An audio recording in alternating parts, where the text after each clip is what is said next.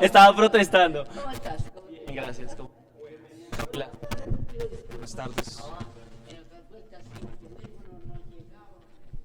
Fuera de eso hay una filmación en mi casa en el barrio y está bloqueado todo y no sé si no pelear.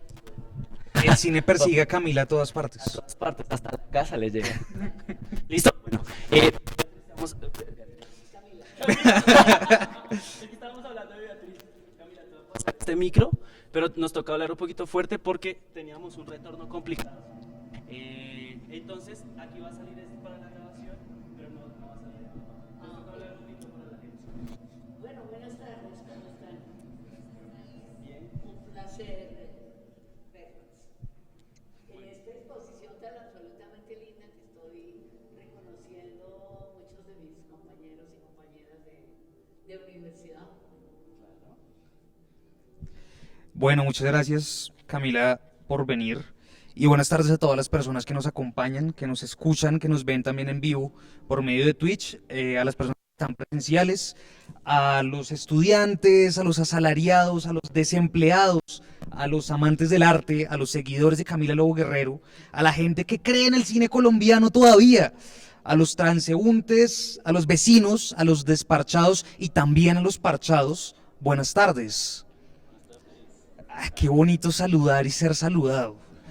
Queremos agradecer a la Universidad de los Andes y especialmente a Colpatria por permitirnos este espacio tan pertinente para repensar y homenajear las obras de los que alguna vez pasaron por la Facultad de Artes y Humanidades de esta universidad. Por esta facultad pasaron figuras bien interesantes, ¿no? Como Beatriz González, como Luis Caballero, ¿cierto? Y como la mismísima Camila Lobo Guerrero. Vea que me salió esta en rima, ¿cómo la vio? En esta tarde muy feliz, estoy bien feliz, emocionado y nervioso, porque tenemos a la primera directora de cine colombiano, aquí, en vivo y en directo, en Tercer Cine. Como ustedes saben, en Tercer Cine nos encanta el cine colombiano, tanto que vivimos para hacerle crítica y difusión en todos los formatos. Nos pueden encontrar en memes, en podcasts, en entrevistas, pero también en recomendaciones, pero también en otro montón, hasta en la calle. Nos pueden encontrar en flyers pegados buscando a Marta Rodríguez también. A veces no la encontramos, a veces sí. Así que, bueno, antes de que yo empiece a tararear, les voy a pedir un pequeño aplauso, o más bien grande, para Camila Lobo Guerrero. Gracias. Vea que describir a las personas siempre es algo difícil, no, como que siempre es una tarea bien difícil. Y por eso yo les cuento lo que es Camila para nosotros. Además de ser una visionaria para el cine, ha sido una inspiración constante y un referente gigante para nuestro quehacer. Sus películas marcaron nuestro quehacer, nuestra tarea todo el tiempo y nuestras memorias y vidas cinéfilas. La admiración es una palabra que se queda corta y realmente mis palabras, aunque trabaje en el Centro Español, mis palabras también se quedan cortas.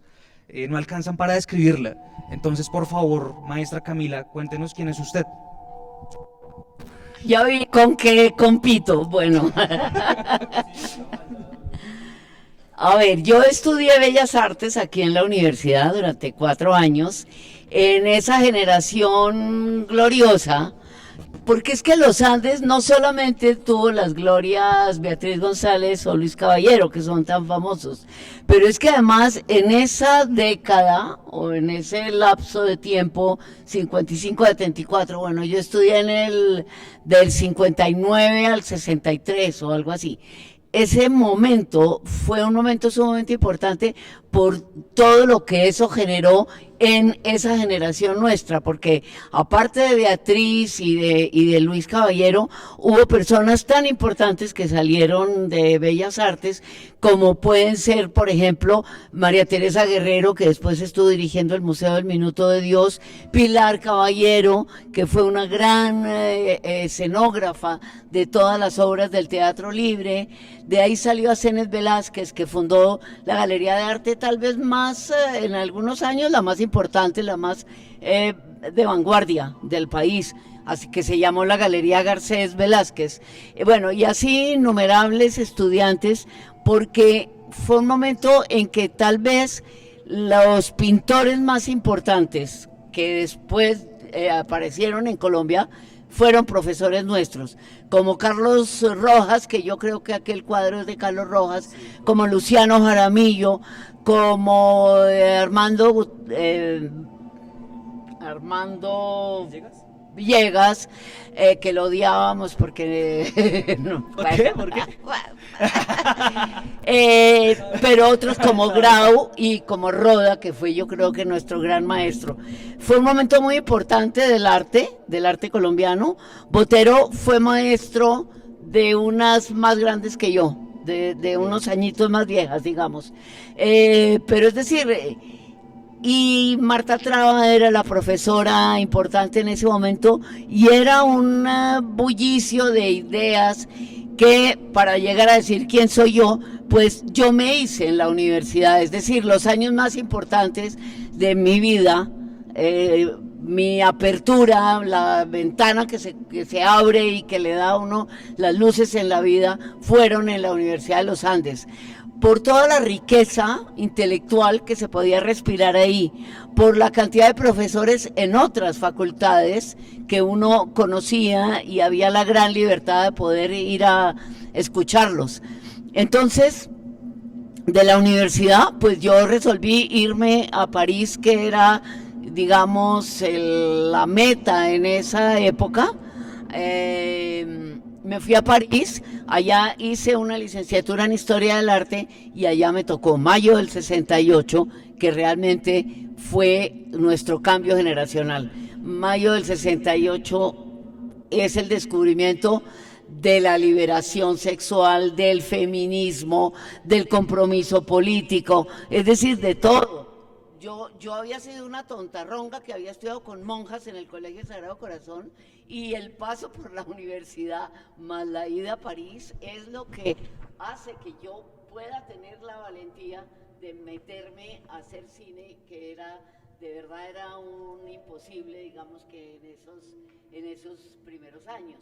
Durante como 20 años fui la única mujer directora de largometrajes, no había más mujeres. Las mujeres nos educaban muy bobitas y muy modositas y como que, no sé, si las mamás, yo siempre le echo la culpa a las mamás nos ponían vestidos de organdí, que hay que ser muy femenina y entonces las colegas mías pensaban que roles secundarios, que siempre trabajar con el novio, ¿no? Porque así se es más femenino. Entonces era trabajo de asistente de dirección, asistente de producción, asistente de cámara, las cosas técnicas nunca. Y bueno, pues yo tuve quizá esa fortuna de que todo este paso por la universidad y luego el paso por mayo del 68 y por París y por todo ese movimiento de rebeldía me dio el coraje de enfrentar esto. Enfrentar lo que era difícil porque es que uno tenía que arriesgar todo para hacer una película. O sea, no existía el ministerio ahorita ni nada, sino que uno conseguía plata por ahí, hacía la película y veía a ver y cuántos entraron a cine y etcétera. Entonces, bueno, esa fue un poco larga mi introducción. No, excelente y justamente teníamos una pregunta en relación que era ¿cómo había marcado esa etapa como en este paso por la Universidad de los Andes en tu desarrollo como cineasta? Eso es algo que nos inquieta porque en efecto pues acá hay unas primeras como experimentaciones y cercanías, pero en específico queremos saber cuáles fueron esas cosas que a ti te dijeron, no, yo voy a salir a estudiar cine o voy a seguir con este camino de la cinematografía. A ver, por una parte, esa figura emblemática que es Marta Traba es muy importante. Marta, a más de sus clases de historia del arte, digamos que nos mostraba el cine que en ese momento estaban haciendo los colombianos. Entonces, llegó a una sala que era en Radio Sotatensa, que era en la 10ª, como la 13 o algo así, y allá nos mostró las películas de unos jóvenes. ¿Se dañó? Sí. Aló.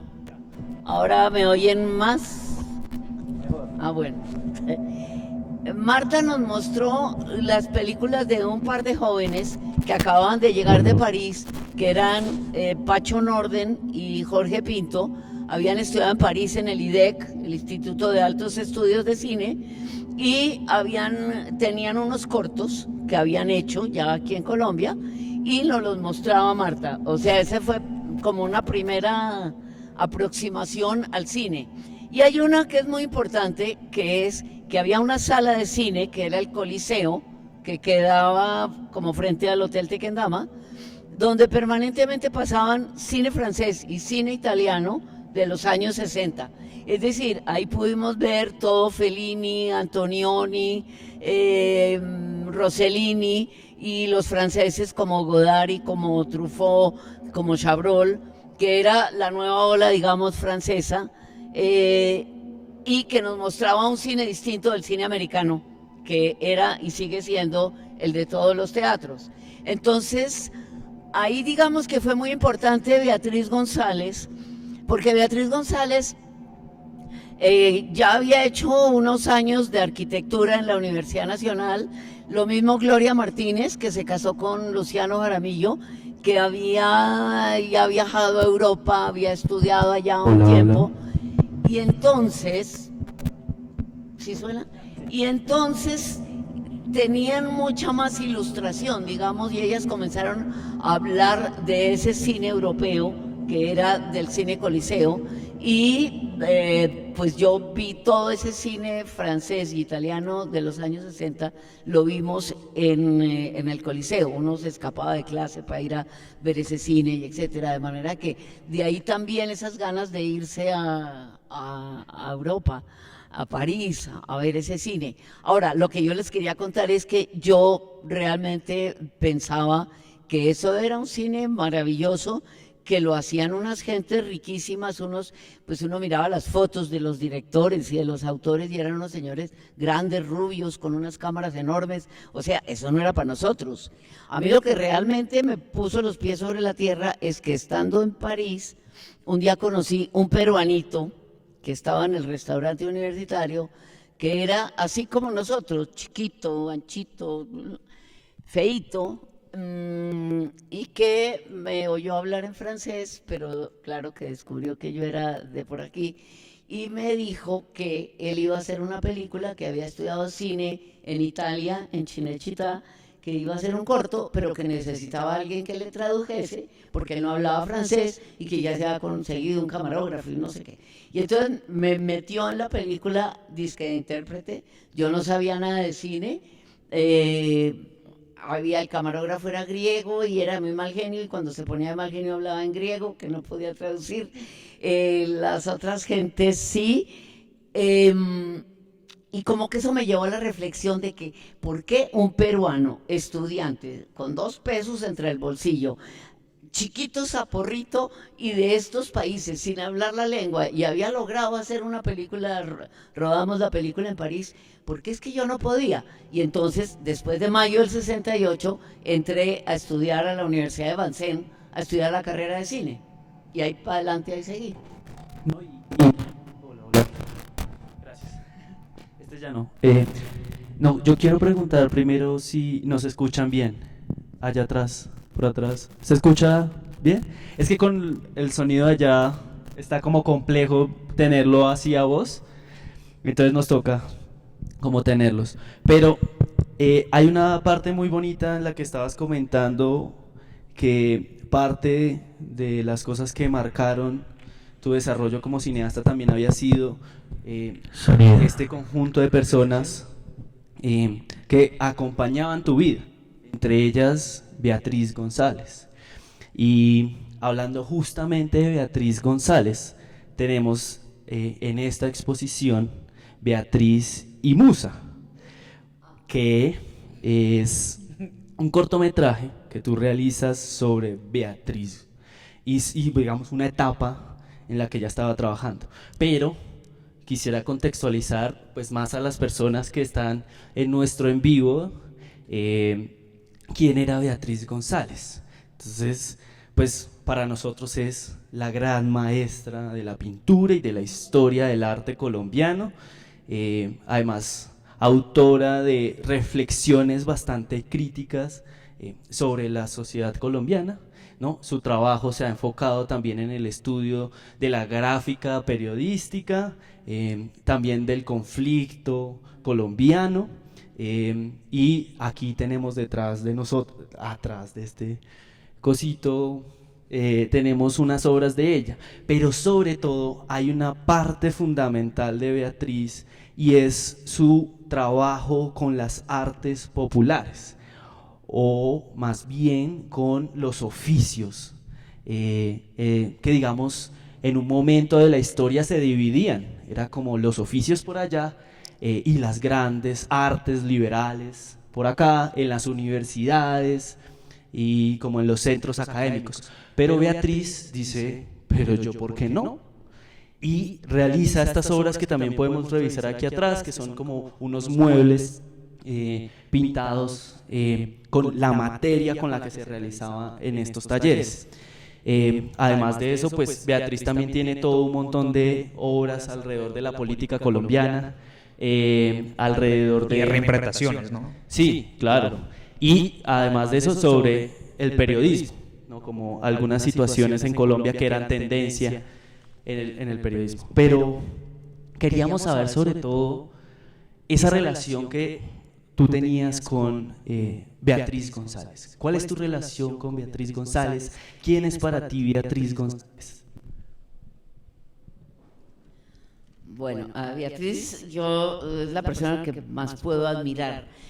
Desde que estábamos en la universidad ella fue líder, ella tiene una inteligencia superior, digamos, y una cultura infinita, y era pues la líder y la guía, y yo tuve como la suerte enorme en la vida de que me volví amiga de ella y de Gloria Martínez, que eran dos estudiantes que eran de Bucaramanga, que vivían aquí en Bogotá en una pensión de estudiantes. Gloria, Beatriz a veces vivía como con las tías, y yo me moría de la envidia porque todas las demás vivíamos con el papá y la mamá, y eso es rico, ser independiente y vivir en un apartamento otro y todo eso, y bueno, me pegué mucho a ellas y me volví muy muy amiga de Beatriz y de Gloria, me la pasaba con ellas, y entonces teníamos una profesora que era Ena Rodríguez, que venía como de la academia, y todo el día nos ponía a dibujar primero una botella con una manzana, un semestre entero, y luego había un busto de Beethoven en yeso, y así como espelucado Beethoven, y eso era, aquí quedé como un retrato, y en eso pasábamos la vida, hasta que pues a través de Gloria y de Beatriz como que yo fui descubriendo, y de las clases de Marta, pues que el arte era otra cosa, más allá de la academia del siglo XIX, y que existía el arte abstracto y el cubismo y el expresionismo y todos los movimientos artísticos, y fue Beatriz evidentemente y Gloria las que nos abrían los ojos a eso y al cine y a las demás cosas, a la literatura y a la cultura en general. Beatriz era una persona pues muy especial, realmente muy especial, desde ese momento que estudiábamos, que yo tendríamos 20, 25 años, 20 nada. Beatriz ya era la más brillante del curso, digamos, de la facultad, y era pues como la que iba marcando la ruta. Entonces, un buen día comenzamos a tener esa como rebeldía de las clases tan aburridas, tan académicas, y entonces nos colamos, le pedimos permiso a Roda y nos colamos en las clases de Roda. Y luego resolvimos invadir un espacio que estaba abandonado, y era que el edificio que en esa época se llamaba Franco, que ahora yo no sé cómo se llama, el Franco, de la entrada. Entraba con una puerta giratoria, y que siempre nos burlamos porque las puertas giratorias son para que se mantenga caliente el sitio, pero ahí uno entra a la inmensidad de la universidad. Antes de ese Franco, cuando nosotros entramos a la universidad, ahí había un edificio viejo de 2 pisos, republicano, que había sido la cárcel de mujeres. Es que a Bellas Artes le tocó unos pasados muy simpáticos porque primero la cárcel de mujeres y luego el campito que había sido el asilo de las locas, todo con mujeres. Entonces, en la cárcel de mujeres, que estaba desocupada porque la universidad había comprado el edificio y estaban haciendo los planos del Franco, y mientras los permisos y los planos, pues eso estaba abandonado, entonces con ella resolvimos invadir, puros ocupas, y invadimos un espacio muy grande, como decir este salón, y entonces después de las clases íbamos a trabajar ahí. Nos robamos caballetes y hicimos un estudio y se nos pegaron otras 2 o 3 estudiantes, pero digamos que las líderes éramos, pues Beatriz era la líder, Beatriz, Gloria y yo éramos como las que comandamos esa invasión. Y al caer de la tarde, entonces, esos profesores como Roda, como Grau, como Luciano, caían ahí, preparábamos cafecito y charlábamos, y entonces comenzaron a aparecer estudiantes de otras facultades. Me acuerdo que venía Ignacio Chávez, que estudiaba filosofía y que después fue el director del Caro y Cuervo, venía Aníbal Alfaro, que es un arquitecto que después fue gran arquitecto en Estados Unidos, en Boston, tuvo su oficina. O sea, venían estudiantes de otras disciplinas y ese trabajar y conversar fue como una parte más importante de la universidad que las puras clases, ¿no? Que era el intercambio de otros saberes. Y pues Beatriz era un poco el alma de esas cosas. Entonces invadimos este sitio, después entonces se nos ocurrió hacer una exposición independiente en la Facultad de Arquitectura, liderado por Beatriz, o sea, siempre fue ella la que fue como marcando las cosas y en esa exposición fue muy exitosa, vendimos cuadros, fue como un despertar muy bueno. Y ya en ese momento, porque quiero llegar a lo popular, en ese momento Beatriz comienza a trabajar con recortes de periódicos y con todo ese trabajo que ella hace, que es de analizar las impresiones mal hechas, ¿no? Porque nos estaban enseñando a hacer la impresión en screen, ¿no? Que se hace con esa película que uno le... El screen es una manera de hacer impresiones en que hay una película que tiene una base, uno recorta, quita lo que es la película, de manera que queda ese, como es una técnica de grabado, digamos. Y entonces con esas técnicas de grabados ella comenzó a investigar justamente las impresiones de periódico y las impresiones populares. Y eso fue, es decir, eso es lo que a ella le abrió un camino que es hasta la fecha, que lo recorre con su mirada hacia lo popular. Gracias. Justamente yo también creo que, y es algo que le digo a mis estudiantes, la experiencia de la universidad no la hacen las clases, sino pues aprender de otra gente. Tal vez por eso no hacen los trabajos que les dejo. Entonces, bueno. Ahora, preguntando sobre la película, sobre el corto de Beatriz González, quisiéramos saber por qué usted decide hacer ese corto de Beatriz González y Musa. Bueno, resulta que yo quería hacer cine. Y entonces cuando llegué aquí me buscaba temas, yo llegué y no conocía a nadie del cine porque aquí no había una escuela de cine, aquí no había sino Marta Rodríguez y Marta Rodríguez estaba siempre trabajando como con comunidades indígenas y algo así, pero yo era muy urbana y yo no tenía mayor contacto con esos mundos, entonces yo me había traído una camarita, una cámara Super 8 y yo hacía cámara.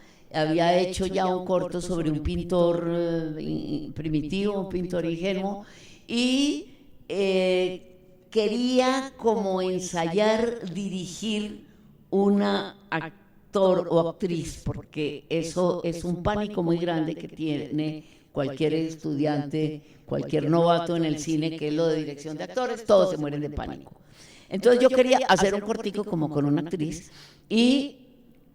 Entonces, no sé, Beatriz estaba haciendo unas cosas muy bonitas después de los suicidas del Cisga, que ya se había ganado el Salón Nacional. Estaba haciendo esas camas con la Virgen acostada, o no, con la de Santander, no, hay uno que es genial, en la cama, la muerte de Santander y cosas de esas. Y entonces yo le propuse a Beatriz que yo quería hacer con ella una película, mejor dicho, eso nació de antes de que en algún momento la Universidad de los Andes me encargó hacer como un registro de la obra de Beatriz, porque hubo una retrospectiva de ella en Cali, en la Tertulia. Entonces yo había estado filmando obras de Beatriz y filmándolas es como analizándolas de cerca, es decir, cuando uno filma pintura, uno como que acaricia ese óleo, como que uno recorre las pinceladas, como que se goza enormemente, quizá porque yo venía de la pintura y entonces estaba encantada de mirar muy de cerca justamente la técnica de Beatriz, cómo estaba trabajando y cómo estaba pintando. Y entonces se me ocurrió hacer ese corto que se llama Beatriz González y Musa, jugando con una ingenuidad de juego de palabras que es pues la marca y musa de la lata, de las ollas baratas, pero la musa que la inspira.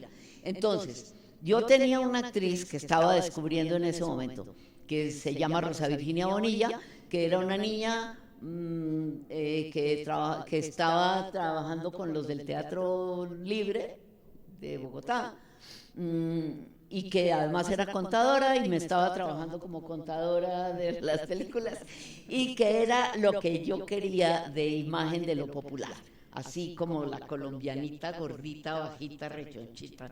Y entonces me pareció genial vestirla de musa griega, es decir, con coronita de laurel y su peplo de pliegues hasta el piso y unos coturnos. Ella no aceptó ponerse los coturnos, no sé si saben, en el teatro en Grecia los actores se ponían unos zapatos con una plataforma como las de las drag queens, digamos, así de grande, de 20 centímetros de alto, eso se llaman los coturnos.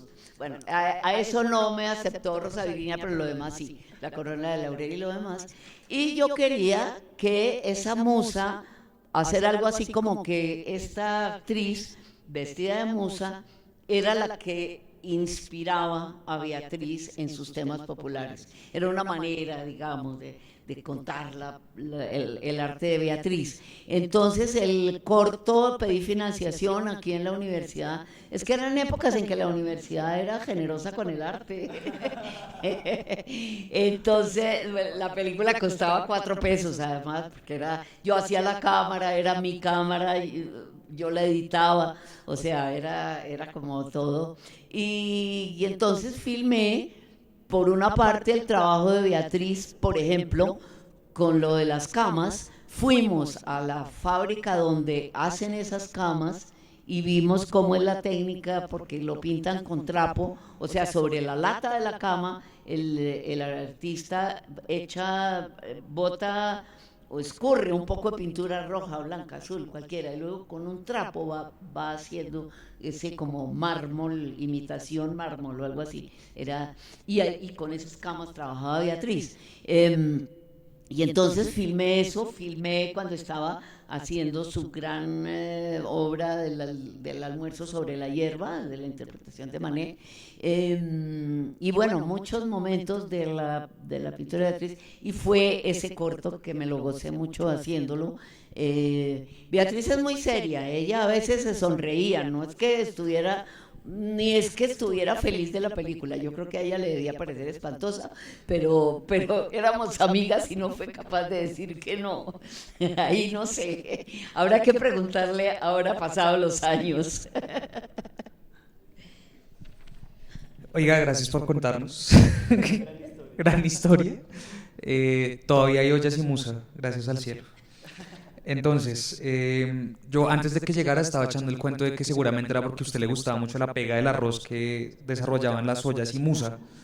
La pega del arroz que sale de la olla y musa, pero no, me equivoqué, definitivamente no. Pero bueno, gracias por aclararnos ese dato.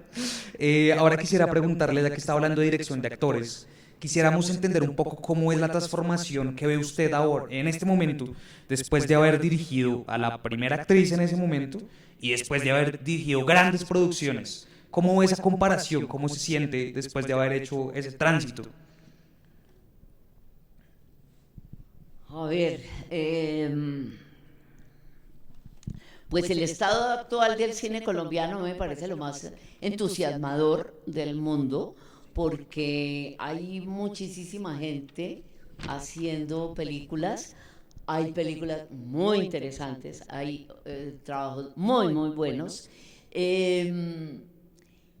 pero sigue pasando lo mismo que hace 20 y hace 30 años, y es que el cine colombiano sigue siendo clandestino. Al cine colombiano no tiene ninguna promoción, las entidades estatales nunca se preocupan porque el cine colombiano llegue a Colombia. Yo me muero de la rabia de que no hayan sido capaces en 20 años, porque yo estuve en el ministerio hace 20 años, y hice las maletas de cine que echamos a rodar por todas partes, pero a mí me parece vergonzoso que, por ejemplo, no hayan sido capaces de hacer una cosa como lo que hace Cine Colombia de Ruta 95, que es con la Armada Nacional y el Ejército y de todo, llevar cine, sí, pero cine gringo, cine hasta el último territorio. ¿Por qué nunca ningún funcionario del Ministerio de Cultura se le ha ocurrido pensar que se truenan un montonón de plata en el cine colombiano? Porque la cantidad de plata que se ha invertido en el cine colombiano es inmensa, no tengo ni idea de la cifra, pero es decir, una película está costando 2.000 millones, una película estándar, 1.000, 2.000 millones de pesos, la ven 3.000 personas, 4.000 personas. Es decir, 4 gatos. ¿Cómo es que no se han pellizcado? Teniendo, es decir, cuando uno está en el estado en que uno puede echar mano de todas las instituciones, porque es distinto si Camilita Lobo Guerrero se le ocurre el proyecto y va y golpea en la Armada Nacional, a decir que, ¿por qué no llevamos cine colombiano a todas las costas del país? Pues nada, me sueltan, no me recibe nadie, pues ¿quién soy yo? Pero si es el Estado, sí. Entonces, el cine colombiano sigue siendo invisible después de 20 años de la ley 814, que es la del gran estallido. Es decir, la ley 814 es una ley de 2003, llevamos 20 años de esa ley. Esa ley permitió la financiación de las películas, que no es quitándole plata a los niños pobres, ni a los hospitales, ni a los no sé qué, que era lo que siempre nos regañaban a nosotros, de que éramos unos desalmados, porque para hacer cine, entonces le quitaban la plata a las necesidades sociales. Pues no, viene de la misma boleta que ustedes compran, de ahí de la boleta más o menos es que sale la plata para financiar el cine. O sea, es el espectador colombiano el que financia el cine colombiano. Sin embargo, esa plata va para el hueco porque a una película la ven 3.000, 4.000, 5.000. Solamente las de Dago García pueden meter cerca de 1.000.000 de espectadores, que son unas comedias, como decir, Sábados Felices. Pero yo creo que todos nosotros merecemos algo mejor que Sábados Felices. Sin embargo, ese es, digamos, el problema del cine colombiano. Entonces, la generación nueva ha logrado hacer una cosa que nos costó mucho trabajo a nosotros en la generación anterior, que es llegar a los festivales internacionales. Ahora, ¿por qué era tan difícil? Porque uno filmaba en cine, una película pesaba 35 kilos. 35 kilos, una película en 35 milímetros pesaba 35 kilos y valía 1 millón o 2 millones de pesos mandarla por avión. Entonces, la manera de uno poder mandar su película al comité seleccionador de un festival era más o menos imposible. Era cuando alguien del festival de San Sebastián o de Cannes o algo así, se le ocurre venir por aquí y alguien que es amigo de un amigo de un amigo, invita a ese seleccionador y le hace una proyección especial. Pero los señores del Festival de Cannes nunca han venido a Bogotá, ni a Medellín ni a Cali. Los de Cannes nunca han venido. Los de San Sebastián yo creo que tampoco. En los años 70 venían de los festivales del área soviética, digamos. Entonces muchos cortos de esa época, de los 70s y casi 80s, ganaban premios en festivales en Oberhausen, en Leipzig, en Moscú, es decir, lo que se llamaba en esa época detrás de la cortina de hierro, en los países socialistas, en la URSS. Pero de para acá nadie ganaba premios, nadie, es decir, Pepe Sánchez ganó un premio en Cannes con el San Antoñito, y Pacho Norden, que vivía la mitad del tiempo en París, también Cóndores no entierran todos los días, ganó como un premio chiquito. Pues nadie ha ganado la palma, nadie en Colombia ha ganado la Palma de Oro, nunca. En Cannes además casi nunca aceptan ninguna película latinoamericana, en resumen. Pero entonces era imposible participar en esos festivales internacionales. Hoy en día uno manda, pues nada, una tarjetica, o lo manda por archivo. O él manda el archivo por Sí. WeTransfer a los del comité de selección. Entonces hay una cosa que cambió enormemente, y es eso, que estamos más comunicados, digamos, tenemos más incidencia en el mundo. Pero en esa época también hubo muchísimas películas de enorme talento y cuidado, y ahora pues se hacen en más cantidad porque hay una ley que ayuda enormemente en lo económico. Pero seguimos en el mismo drama de la divulgación y la exhibición. Y Camila, pero como más centralizada la pregunta, ¿qué cambió en Camila Lobo Guerrero desde esta experimentación también, y primeras pruebas como de dirección de actores, y la Camila Lobo Guerrero, por ejemplo, que dirigió todo casi un plantel, ¿no? Como de esta gran producción que fue, por ejemplo, María Cano? ¿Qué cambia en Camila Lobo Guerrero en esas direcciones? ¿Qué vive Camila Lobo Guerrero para decirme, le mando esto, he practicado montones en esto? ¿Cómo Camila Lobo Guerrero logra luego pues también ejecutar estas, pues para nosotros, obras maestras? A ver, yo por fortuna yo creo que fui muy cautelosa, y entonces fui subiendo los escalones muy despacio. O sea, primero edité muchas películas, aprendí mucho editando cortos. Me pagaban pésimo, después pagaban un poquito mejor, después un tricito más, después... Luego, entonces, fui asistente de dirección de largometrajes, y luego, entonces, dirigí. Además, yo hacía mucho cámara y es decir, era importante que conozco el oficio por dentro, y conocía también la gente que hacía el cine, que es distinto cuando uno llega pues como aterrizado a algún sitio. Entonces como que me fui haciendo mi campo en el cine, en los equipos técnicos, estaba muy empapada pues de la técnica, y luego fui comenzando a vencer el pánico a los actores, porque el pánico a los actores es una cosa que le pasa a muchos de nuestros directores, y es que se escudan como en la cosa del filtro y la cámara y el no sé qué y la luz y el 3.5, porque él tiene pánico de qué hacer con los actores, hasta que uno aprende a que es que uno trabaja es con los actores, lo demás importa un bledo.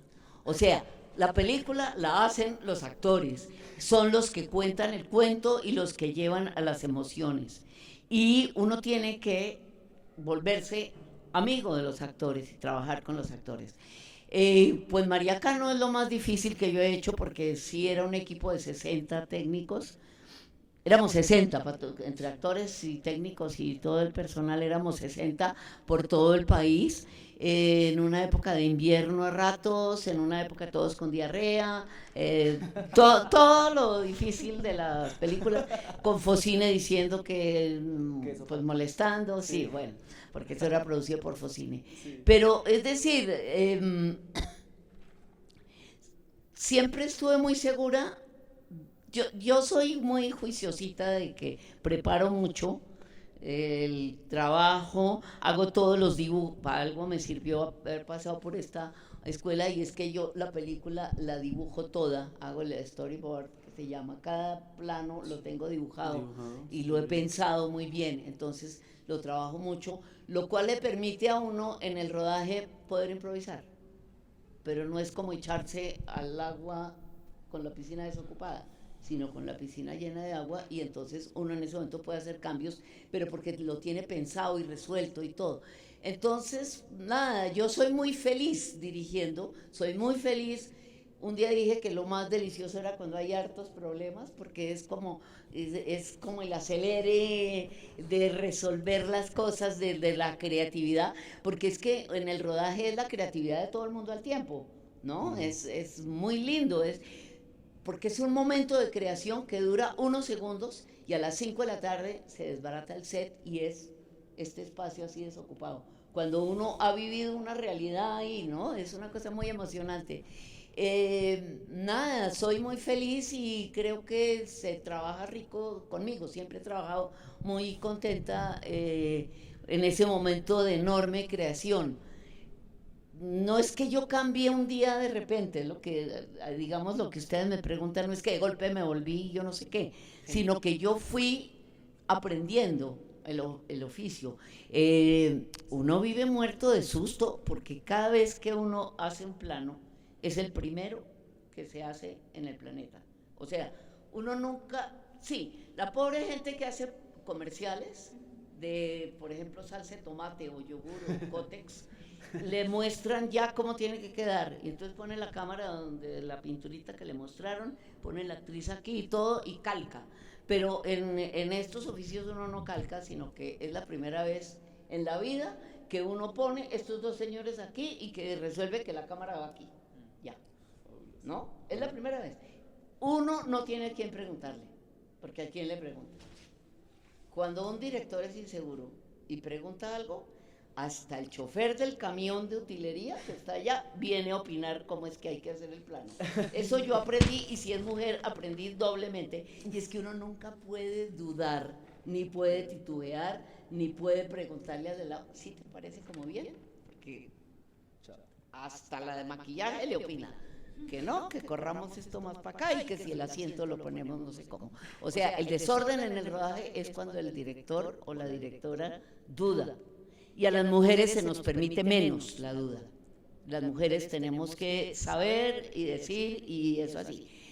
En mi primer corto de ficción, me acuerdo que el primer día de rodaje llegó el asistente de cámara con el trípode aquí puesto sobre el hombro, un trípode pesadísimo, grandísimo, y me dijo: a ver, Linita Westmüller, que es una directora que estaba de moda en ese momento, que había sido asistente de dirección de Fellini. Linita Westmüller, ¿dónde quiere la cámara? Atrevido. Y yo le dije, aquí. Al rato me di cuenta que no era la mejor opción, pero la dejé. Y la filmé, y después hice otro plano de otra parte. Pero yo sabía que no podía decir, perdón, me equivoqué, sobre todo primer corto. De ahí puede que ya como que puede que sea, pero eso es algo que uno va como conquistando su territorio, ¿no?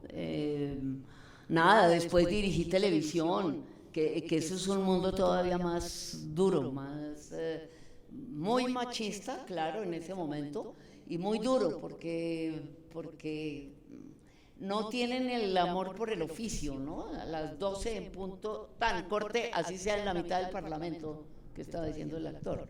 Pero lo que quiero decir es que es un proceso en que uno va aprendiendo y va descubriendo, y uno va descubriendo en qué es que uno la embarra más, en qué es más débil, y pues trata de mejorar. Sí, pero ya en el set nunca me da susto nada. Excelente. Ya vamos a empezar a cerrar el espacio. Antes que nada, quiero agradecer a nuestro público, el que está presente y el que está de manera virtual. En este punto ya vamos a dejar un poquito abierto para que ustedes también puedan vamos a hacer como una ronda de 2 o 3 preguntas. Entonces, para que por favor, si están ustedes ahí en las redes, no sé dónde veo a esa cámara, si están ahí, pregunten en el Twitch, que es nuestra plataforma desde donde estamos, haciendo nuestro en vivo. Entonces, empiecen con las preguntas, pregúntenle sin miedo y que igual aquí se va a responder. Y obviamente aquí, si alguien tiene una pregunta, también se hará esa pregunta. Entonces, quienes están virtual y quienes están presentes, pues háganle rápido para que queden de los primeros. Entonces, si alguien quiere hacer una pregunta. Y dejemos una para redes por si preguntan. Hasta el momento no hay. Listo. Pues démosle un tiempito porque siempre soy un delay, un retraso ahí. Entonces vamos con ellos dos y dejamos una pregunta para redes.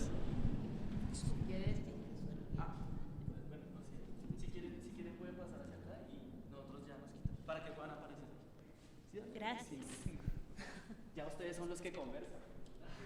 Igual es como una pregunta muy sencilla y es ¿alguna directora ahorita colombiana o latinoamericana que recomiendes ver? Como latinoamericana, a mí me parece que una de las más brillantes es Lucrecia Martel, que seguramente ustedes han visto. Sama es su última película, que es preciosísima, o la primera que hizo, que es la piscina, o La Niña Santa. Son unas películas muy interesantes, muy rompedoras, yo conocí a Lucrecia en Brasilia cuando apenas había hecho un corto que se llamaba El Rey, que era un paseo familiar de un camionero con su mujer y sus niños en la cabina del camión, que era un maldito. Y ella era una estudiante, ¿cuántos años tendrá Lucrecia? 40, 45, por ahí. En ese momento es talentosísima, es muy maravillosa, muy recomendable. Argentina. No, pues ella. Y si me preguntan de colombiana, pues me gusta mucho lo de Laura Mora, me gustó mucho Matar a Jesús, me pareció que es una película muy adolorida por parte de ella, pues es la muerte del papá. Ella ha contado que ella no se puso a buscar al asesino del papá, eso es la historia que ella crea, pero es que lo que me gustó es que si la película la hubiese dirigido un hombre, ella había matado a Jesús. Y aquí es muy bonito ese momento en que ella lo ha perseguido para matarlo toda la película y al final no lo mata. Porque las mujeres como que no tenemos esa necesidad de expresar la violencia así. Me gustó mucho ella. Y por supuesto la de ahora, que es una película muy bonita, muy sentida. Me parece muy talentosa ella. También le veo mucho talento a Livia Estela Gómez, que es una luchadora maravillosa, que logra muchas cosas y que se experimenta y hace de todo. Tienen mucho futuro ellas. gracias.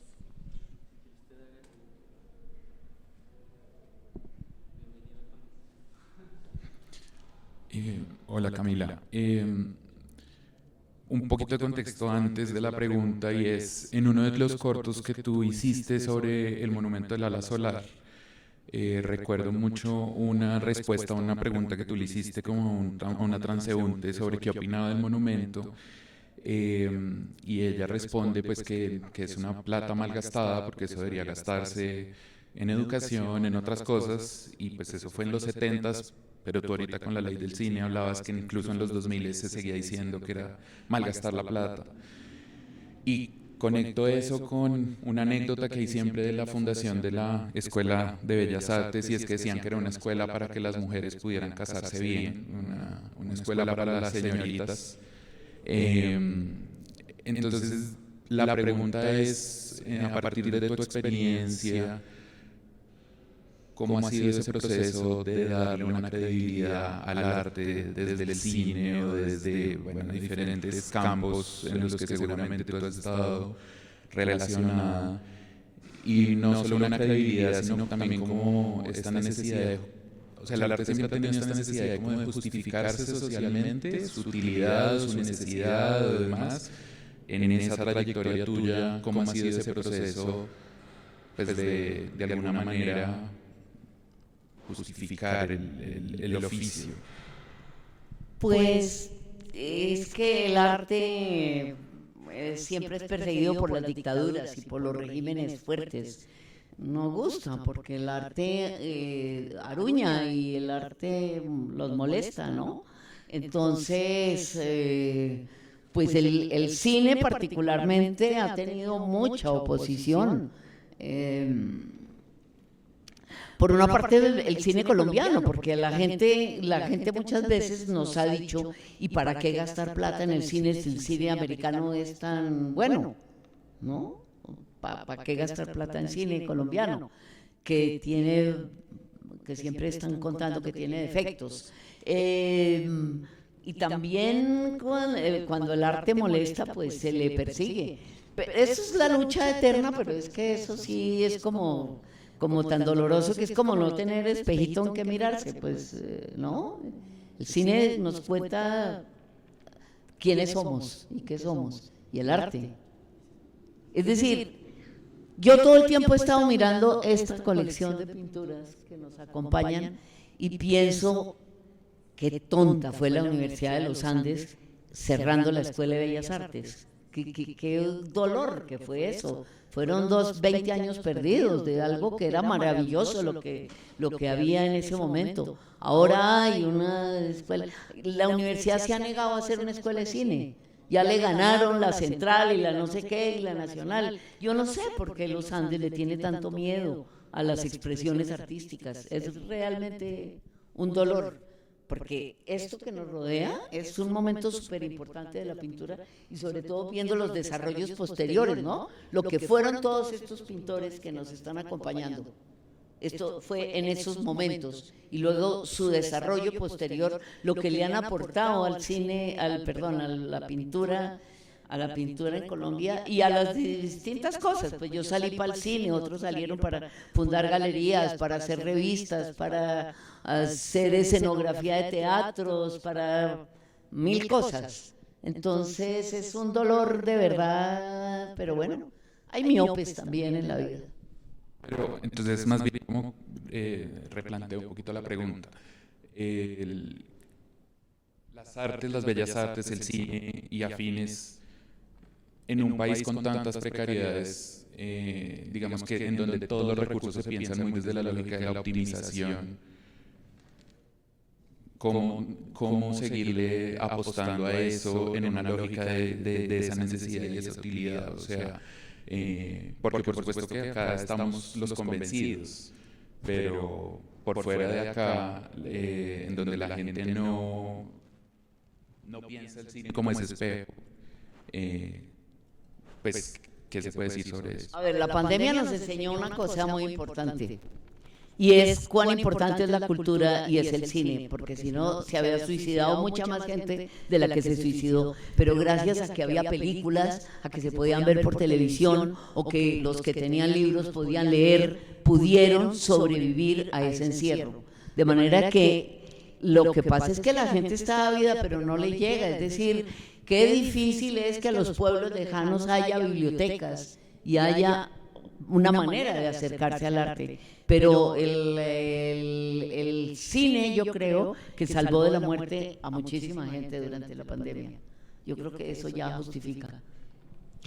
Listo, entonces agradecemos en verdad a Camila por la maestra Camila, por haber... Yo no puedo evitarlo. En verdad por habernos acompañado, por esa actitud tan hermosa, además de una comedia de fina coquetería, que además nos alegra a nosotros, alegra al público y nos deja muy claro los tópicos por los que atravesamos, y eso en verdad es algo de agradecer en un entrevistado. Y sobre todo agradecer pues su legado y su trabajo, que eso ya es inmenso y seguirá incluso por más y más generaciones. Agradecemos al público que vino hasta acá, aunque habían como pequeñas muestras de lluvia, entonces eso fue un poquito un problema y también un poquito nuestro retraso en el comenzar, pero muy felices de que continuaran y se quedaran ahí. Y finalmente a nuestros seguidores que siguen nuestras redes, siguen en Twitch, les recordamos que nos pueden seguir por las otras redes como @tercer_cine. Entonces síganos que vendrán muchas más cosas así. Y ya, pues agradecer a Camila y ojalá con un aplauso.